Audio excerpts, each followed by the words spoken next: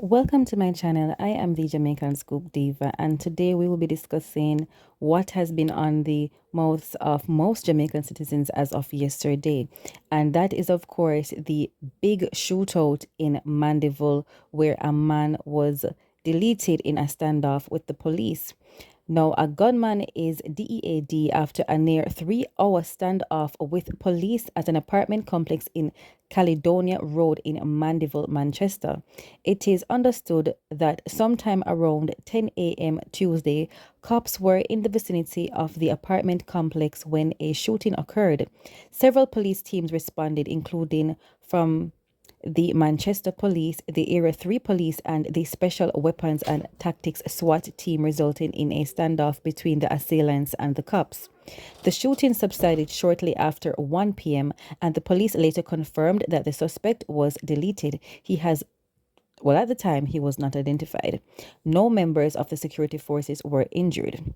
Speaking with Observer Online shortly after the incident, one eyewitness shared, "I was watching what was taking place, and the only thing I hear is pam, pam, pam, pam. The dog just waving the rifle like he was in the military." Well, and people are saying that he actually was a part of the military, allegedly. Caledonia Road has been the scene of several incidents since Tuesday morning. Earlier, a man who was reported deleted following a series of events, including a shooting and a two-vehicle crash on Caledonia Road, which led to heightened police area. So a lot of things happening in Caledonia Road, and there are lots of viral videos going around. And honestly, it's not a joke when someone loses their life. The person who is believed to have been the shooter has been identified as a brown man, 54-year-old deportee, unemployed of Caledonia Road. Some persons are arguing that he should not be called a deportee. People are wondering if he actually did delete 3 people. All these are allegations, but allegedly it started from a person purchasing a tray of eggs from him, which he sells a tray of eggs for $1,200. No, the person only had $1,000, and because of that, allegedly he shot the man and deleted the man. No, that is when the police was called, and he went ahead and did that showdown. That maybe will be remembered for many years to come. Persons are saying that it was a 4-hour standoff, and if you look at the pictures of the house, it looks like a scene from a shootout or gun movie. It is unfortunate that something as simple as a $200 difference could start something so serious. 2 lives were lost, 1 innocent, 1 guilty. And I'm sure if he had just accepted $1,000 or taken back his eggs, I don't know if the person didn't want to release the eggs from him, he'd be going on about his daily routine.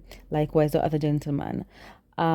Jamaicans don't take anything seriously, because the way how they are laughing and carrying on and saying, it was a quote unquote good shootout.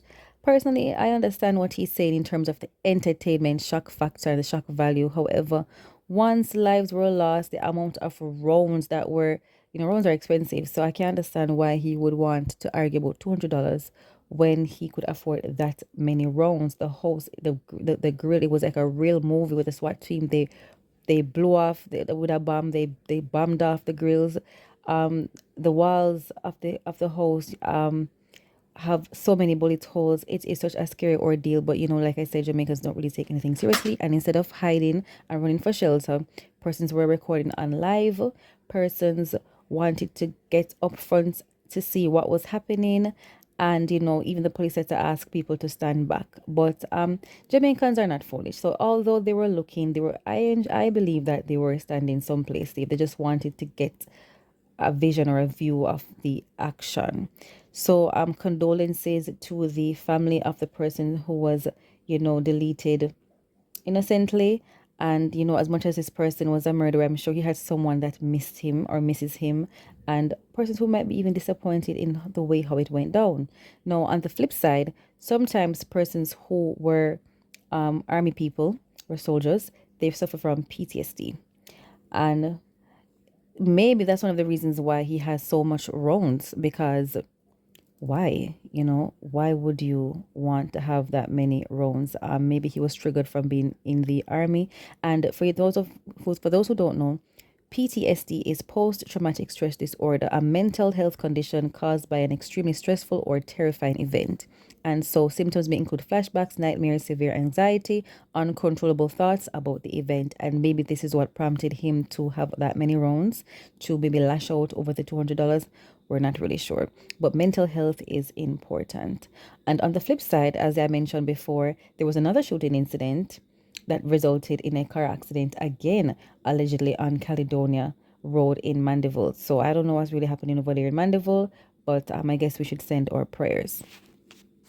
And finally, we have more information on Squash's sentencing date. Now, according to Yard Hype, Montego Bay dancehall star Squash is set to learn his fate in a U.S. federal court later this year, with sentencing scheduled for 24 November. The DJ, whose real name is Andre Maurice Whitaker, recently pleaded guilty to being an illegal alien in possession of a firearm.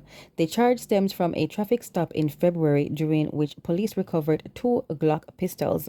Squash had reportedly been under FBI surveillance amid allegations that he was connected to a transnational gang, though his parents, mother and father, have strongly denied these claims, insisted he is being unfairly targeted as a musician. As part of his plea deal, prosecutors have recommended a lighter sentence according to the federal sentencing guidelines. Squash's guilty plea places him at level 17, leaving him facing between 24 and 63 months in prison. However, federal rules stipulate that any inmate must serve at least 85% of their sentence. Despite the prosecution's proposal, final sentencing rests entirely in the presiding judge. Squash could still face a much harsher penalty of up to 15 years in prison, followed by 3 years of supervised release. Deportation also remains a strong possibility, as his plea arrangement acknowledges that his offense carries the likelihood of immediate removal from the United States. For now, Squash has not addressed the case of his social media platforms, which remain focused on promoting his latest music releases. If the court sides with prosecutors, the sixth boss could serve less than 5 years behind bars. But the looming sentencing has left his future uncertain. So doesn't really look that good for Squash at the moment. It seems as if they're looking to have him serve some time. So I guess what they're maybe trying to do is to get minimum time possible, and of course fight against deportation. And that is where I'll leave you for today, short and spicy. Thank you so much for watching. Please don't forget to like, share, and subscribe. Please don't forget to hit the notification bell. Please take care of yourselves, and of course, I am the Jamaican Scoop Diva.